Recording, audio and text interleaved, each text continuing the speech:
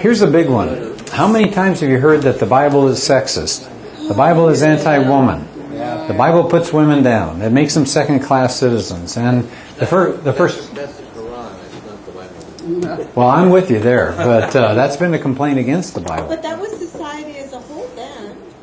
It had nothing to do with God. Well, you think if the Bible was really trying to elevate it, it would say something, positive. Well, it does, but I'm just saying a lot of people don't think it does. Okay. So what are your thoughts? Is the Bible as patriarchal and as demeaning to women as some would indicate? Jesus was nice to women. Yeah. Remember, tonight we're doing the more Old Testament. But you're right. Yeah, Jesus treated women extremely well. Anything in the Old Testament that you say, wait a minute, that doesn't sound like women are second rate. Now the men went out to fight, the women stayed back home with the kids. Is that sexist? No. Oh, okay. Just curious. It's not politically correct. Not politically correct. Protecting the women.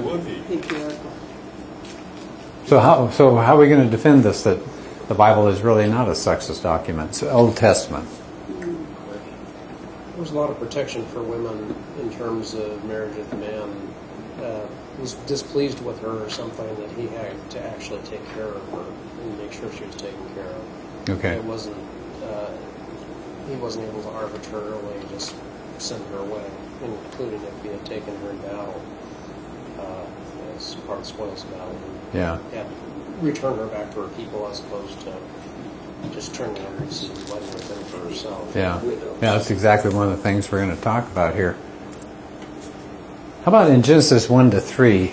Did you notice there's nothing sexist going on there? People say, yeah, but the woman fell first, right? She's the one that took that fruit. Well, wait a minute. Right? Who was the admonition given to from God? The man. The man. He was supposed to be in charge. Who is standing right next to the woman? According to that part, it says Adam is standing right there. So how dumb is that? God told him, and he lets this happen. I mean, to me, he's the one that's the problem here, not Eve. Also, if you notice, it says God made a helper for man, right? That's the wording. God made a helper. And a lot of people think, oh, this is 1950s television, like a helper. Like a man comes home, he says, man, am I tired? She says, oh dear, I'll go get your pipe. I'll get the hassock and I'll put it in front of you. Dinner will be ready. Just is it okay? Just 5 more minutes? And well, okay, puff puff on the pipe. That's not what helper meant. Oh, bummer. Can I say that out loud? Yeah. I won't take the time because we've got to keep moving here, but there's a verse in more than one verse in which God is called our helper. Guess what word they use? The same word that they used to talk about the creation of Eve. So people say a better translation of that word instead of helper, because we got the idea that somehow the man is in charge and she's there to run around and get his slippers for him. Well, it means ally. I was going to say, what it really means is the man is incapable of making decisions, so the woman is to help him. Wow, okay. That's a sexist Reverse, is there such a thing as reverse sexism? It just means... That's why he needed a helper. Otherwise he could have been fine by himself. It just means an ally. Well, when you go to war, don't you want an ally that's as strong as you are? Of course. So this is not a put down on women to say that a woman was made to be man's helper. It's to be an ally, so we can get that out of the way. But the fall has messed everything up, right? It was the fall that said you, the man, are going to go out and work, and it says to the women, you're going to be dominated by men. It's not the way it's supposed to be. It's what we've done to ourselves, right? We've ruined that social order and everything. It all just came crashing down. Old Testament verses, good heavens. I'm not even going to read them all to you. I'm just going to show you. There's a section on the page in this book that I told you about, Is God a Moral Monster? Just a whole list of verses that talk about the importance of women alongside men, equal. So I'll just give you 2 or 3 here.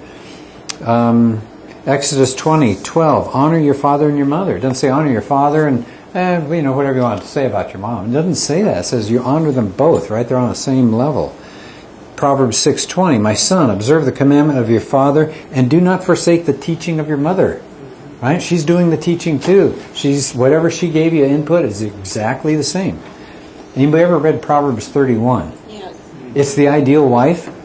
You know what's interesting about that? It's from me. I'm an English teacher, so this fascinates me. It's called an acrostic. It means every verse in Proverbs 31 starts with the next letter of the Hebrew alphabet. So it'd be like us doing our first verse would start with A, next verse B. Okay. So do you see what they're saying there? The ideal woman is from A to Z. She's everything.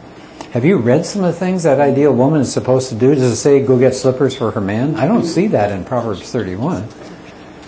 Right? She's supposed to be out economically, checking land out, deciding if it's a good buy or not. She's raising kids. She's making sure her husband's okay. She's in the marketplace. She does it all. She's not relegated to some little spot. This is in the Old Testament. How about some of the strong female characters that are in the Old Testament? Let me just give you a real quick list of some of them that are in here. Yeah, first thing you think of is probably Deborah. How about this? This is just a starter. Are these some strong women? You bet. Sarah, Hagar, Rebecca, Rachel, Leah, Tamar. There were Hebrew midwives. There were Egyptian princes. There was Zipporah, Moses' wife. Deborah, Ruth, Naomi, Abigail, Bathsheba. It says, don't forget that Proverbs 31 woman. So again and again, women play a role. Yeah, Deborah, for heaven's sake, she was considered to be a judge by all the tribes. She must have been amazing, right? Because they all said, we're in trouble. Whatever you say, we'll do. A woman. And they were willing to do that. So it doesn't put women down. Well, people say, yeah, but the Bible talks a lot about polygamy. Yeah, it does. How does polygamy work out? Terrible. Yeah. Look at the result. Anybody think of jealousies? Give me one family in the Bible that had a polygamous arrangement, and let's talk about some of the disasters that came out of that. Anybody you can think of? Just one. David had more than one. More than one wife. How did his kids do? They killed each other, literally, right? Solomon. And one of his kids tried to take over the throne. Absalom. He tried to chase. Well, he did. He chased David out, and just David's kingdom was hanging by a thread. One of his wives was Michael, right? Or Yeah. Chal. I don't know how it's pronounced, but right. Yeah. That didn't work out very well. Michal?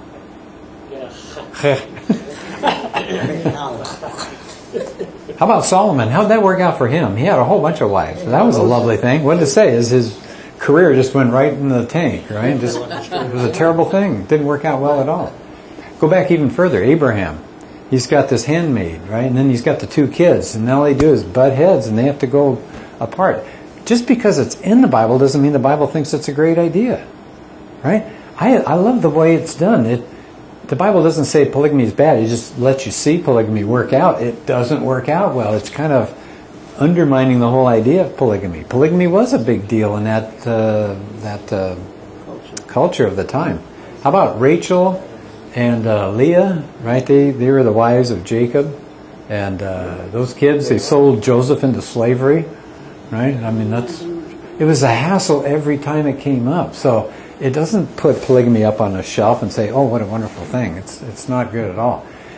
Now there's something mentioned in there, I'm on point 4, something mentioned in there about a bride price. And Christopher Hitchens and other atheists have said, look at this. The Israelite guys would go around and just say, how much for that woman? Okay, here you go. She's mine. And that's how they portray it. No. They weren't buying property. It was from the groom's dad to the bride's father, and the bride's father also gave some money, which the atheists won't want to talk about there. It was like a marriage gift to the bride's family, especially because the bride would be gone now and not be working around the house. And then the husband would hang on to the money that he got from the bride's father, and that woman got that if he died. Okay, so it wasn't buying somebody.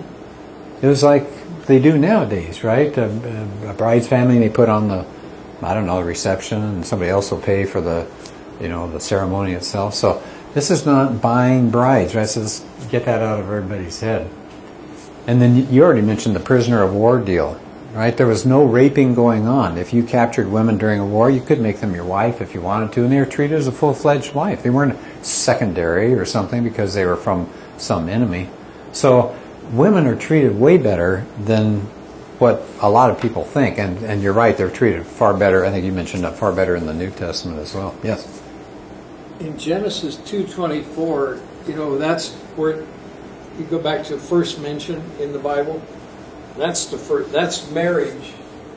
Genesis 2:24. It says, "Therefore a man shall leave his father and mother and be joined to his wife, and they shall become one flesh." That's two people. Doesn't say. See, that's the ideal. That's right. It's one. Yep. Two people, one flesh. And then after the fall, it just spins down. It's terrible.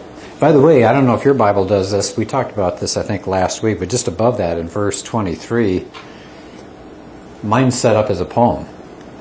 Yeah. Is yours? That's the first poem of the Bible. Isn't that cool? It's a love poem. I just think that's really neat. First poem is Adam saying, "Wow, I like that." What do you call that? Okay, that's a woman. Right? I like that very much. Okay, so do we have to be ashamed? No. There's a lot of misconception about how women were treated in ancient Israel. Here's a biggie, right? Here's another one of them. So I'd say so far out of everything we've covered, I think one of the big complaints has been the treatment of women. Here comes another one. Hey, slavery went on in the Old Testament. What's with that? That's awful. Anybody know anything about Old Testament slavery? Because we have a misconception, I think, many of us. Are we talking about slavery as if it was in the South?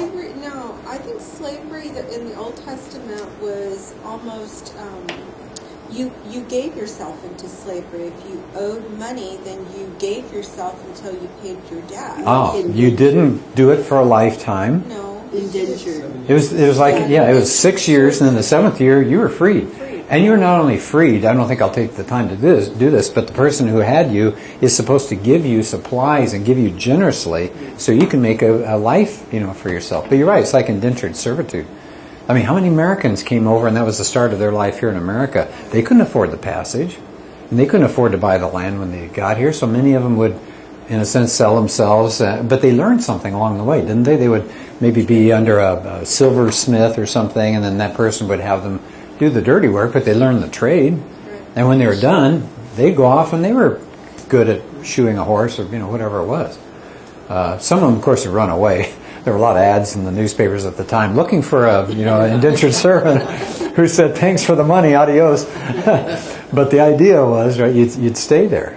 So you're right. This is a very different kind of slavery. It's not U.S. Southern 1800 kind of slavery. It's the first picture people think of. They were released. I won't read it, but you can find it if you want to. Deuteronomy 15 says you must give them extravagantly when they're done with their servitude. They were treated well, by the way. They were not treated like Southerners. That's how our country started. The indentures. Yeah. In the 1790s, slavery, but nowadays they're bringing up on George Washington. He was a slave owner. Like it's a bad thing. And it wasn't. It was until you got to the mid-1800s when they started going off the deep end. Yeah. Getting away from God, really, is what happened. And then the cotton came along. All of a sudden, Europe wanted the cotton, and how can you? That's pretty labor intensive, and you don't have the cotton gin yet, and so you got to go out by hand. Well, you need a whole bunch of people to do that. So, yeah, that was a whole different deal. The poor, number 4, the poor were protected against falling into slavery. So it wasn't a case of them trying to get more and more slaves. In fact, if you read the book of Ruth, do you remember the story of Ruth? When she and Naomi come back, Ruth is allowed, she doesn't own the land, but she's allowed to actually glean along the edges, right? She's allowed to take some of the produce or whatever it is that they've got there. And Boaz says, make sure we leave stuff for Ruth. Well, he wasn't just being especially kind to Ruth. That's what they did for the poor in those days. They allowed them to glean. I thought this was pretty cool. They would let them, if a poor person came up to a rich person and said, I really could use, I don't know, $1,000, they'd say, fine, here's $1,000, you got to pay it back, but no interest. Wouldn't you kill for an interest-free loan these days? No interest charge at all. And debts were canceled after 7 years. So if you couldn't pay that back after 7 years, God said, it's done. Take your book with your credit marks and everything, just throw it away. That person's freed of the debt. This doesn't sound like trying to drive people into slavery. Israel, in fact, was told if a foreigner came into the land as a runaway, you didn't send them back. Or you didn't keep them as a slave. You treated them as a fine individual in your community. So they were offered safety. So the main thing, even though I've got a lot of points up here, the main thing is this was not United States South, 1800s slavery, right? It's a whole different thing. So unfair. Well, here's the one that Ron mentioned a while ago. It's this whole idea of ethnic cleansing. That the Jews came into the land. They were under Joshua, if you remember the story. Moses got them through a lot of their travails. He wasn't allowed to come into the land. So Joshua comes in, and God tells them, take them out.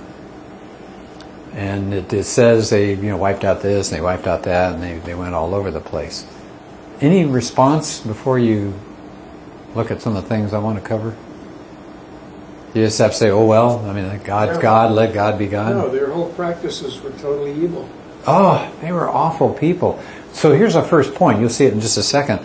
This was not ethnic cleansing because I don't like your race, I don't like your culture, I don't like your skin color. This was a sin issue. Have you read some of the things these people did?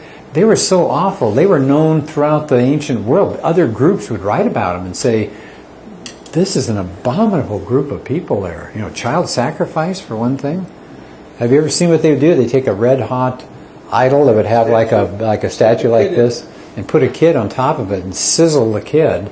But they'd beat drums so you couldn't hear the screaming and all. But they would kill kids. There was bestiality, sex with animals, every kind of bizarre behavior possible. This was the cesspool of the ancient world, and other groups talked about it and wrote about it. Okay, so I think that's one, good point. Yeah, we're getting closer to it. We're coming back towards it. Yeah, if God wiped them out, you're a little worried about, where we're headed, huh? Anything else you could think? That's the only way to eradicate evil is to get rid of every piece of it. Yeah. And that's what we're not doing. Yeah. And he's right. Well, I think this will be interesting because I think there's more to it, and you can see what you think. We've talked about 1, we've talked about 2. Number 3, this was not as bloodthirsty as you may expect. Aliens and strangers were actually shown a great deal of kindness. I'm going to come down and take them out of order here. Number 6, the cities, as they would come in, were offered peace treaties with Israel. Right? That was the first thing they would do. Do you want to ally yourself to us, or do you want to fight us? It wasn't, we're going to come in and storm over the land and just wipe you all out. And here's the one that's the odd one, though. I don't know if you're going to bite on this one. Some people agree with this, some people don't. Let me start here before we go to number 4. The Bible has what's called hyperbolic language. You know what I mean by hyperbolic? It's exaggerated language. Not a lie, it's exaggerated language. David one time said, tears were my food. We would say today, maybe I couldn't sleep at all last night, I was so worried. Well, maybe you did sleep some, but you exaggerate because that's how you feel emotionally. God under his wings. Yeah, well, that's different than hyperbole. That's called personification, trying to turn God into something alive. Let me give you another example of hyperbole. It says in Genesis that when the famine struck Egypt, it says all nations came to Egypt. Do you think every single nation came to Egypt? There were a lot of people. I don't think all the nations, maybe a few people, but not the whole nation.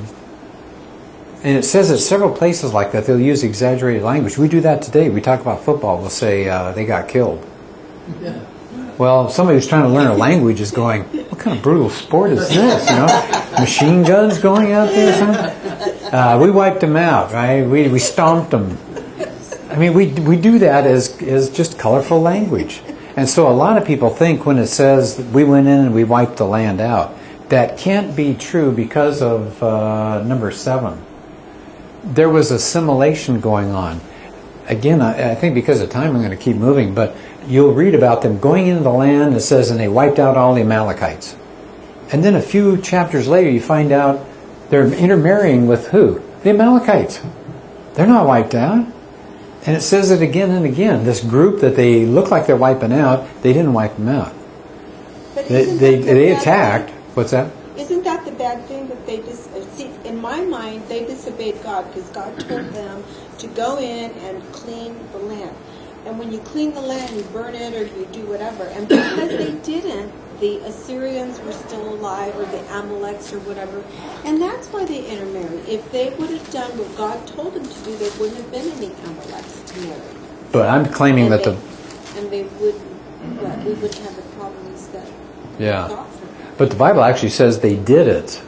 They did wipe them out, and then find out later they really didn't wipe them out. But it's not because the Bible is lying. It's not that it's No, I inconsistent. didn't say that the Bible was lying, but Right. I'm saying that God said Yeah. to wipe them out. The men, the women, the children, the cattle. I mean, he was telling them, clean the land, and Yeah. they didn't. That's Yeah. my point. Right. If they would have done what God told them, which is total annihilation, then they wouldn't have any Amalek people to intermarry to corrupt the Israelite people again. Yeah. See, to me, that was man's fault for not doing what God said. Yeah. Or at least that's the way I read it. Sure. Go ahead. One point I don't see you listed up there. A lot of times before they came into the town, women and children would head for the hills. Yeah. Let me point. Yeah, I'm kind of covering number 5 is sort of what you're talking about. Many of the places that they attack and talks about slaughter and all that kind of stuff, the women and the kids weren't even there. That they were more like forts, and probably fairly small forts. Right? We're not talking about thousands and thousands of people here. So there's not a mass slaughter going on. Is that what you're talking about? A part of it, but also just the nature of when the military comes into a town, you tend to have the vast majority of women and children taking off into the forest or Right. into the wilderness or whatever. Yeah. And it's the men and the fighters that stay behind. Yeah. And if they all got annihilated, you legitimately say they all got annihilated, but there were still many that were Yeah. alive because of escape. Who show up later in future chapters and all. Right. There are only 3 cities that are ever mentioned, by the way, in ancient Israel that got wiped out. Hazor and Jericho, and there's a third one. I forgot which one. But that's it. Otherwise, it was not total destruction. I don't want you to picture the whole land burning, right? So, but it's that language like we would use for sports that they're using in the Old Testament as well. Well, can I ask a question? Sure. So when he said that he told Lot to leave and he put fire and brimstone on Sodom. Okay, you're going back earlier. Yeah. Okay. I mean, okay.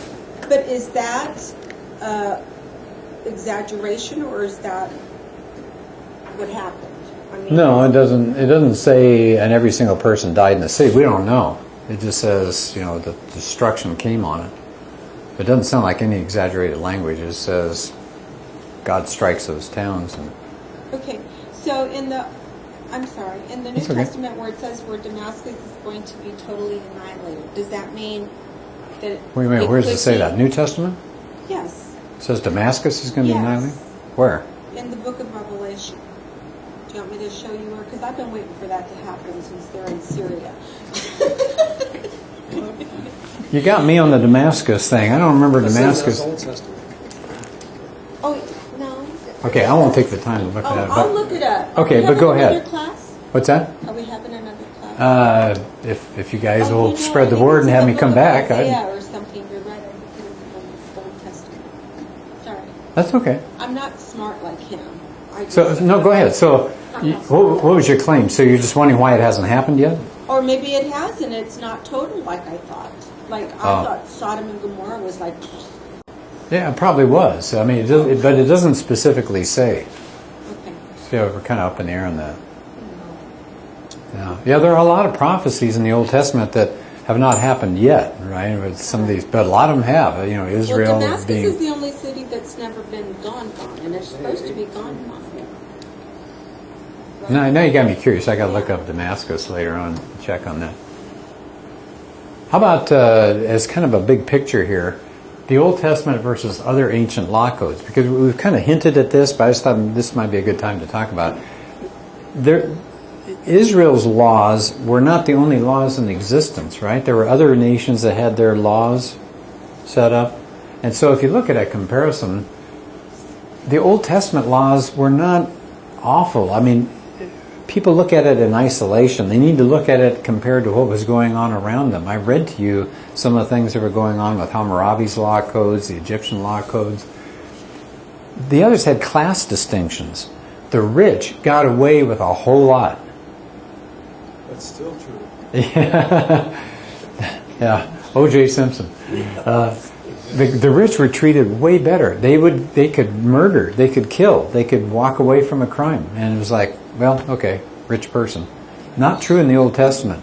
Whoever committed the crime did the time, or whatever, right? They had the penalty on them. And a lot of those other ones, the men got treated better than the women. The women were treated like property, no doubt about it. Not in the Old Testament, right? The women had the same rights. They had equality under the law. Okay, that sounds different.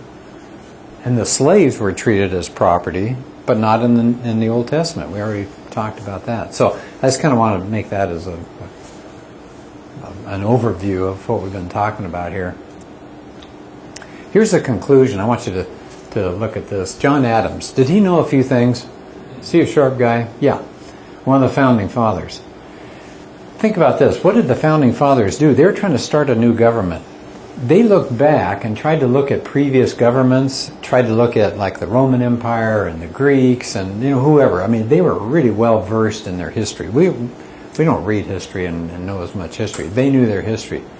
So John Adams looked back among these different civilizations. He knew obviously the Hebrew one as well. And here's what he had to say. The Hebrews have done more to civilize man than any other nation. That's a pretty broad statement, huh? Civilized.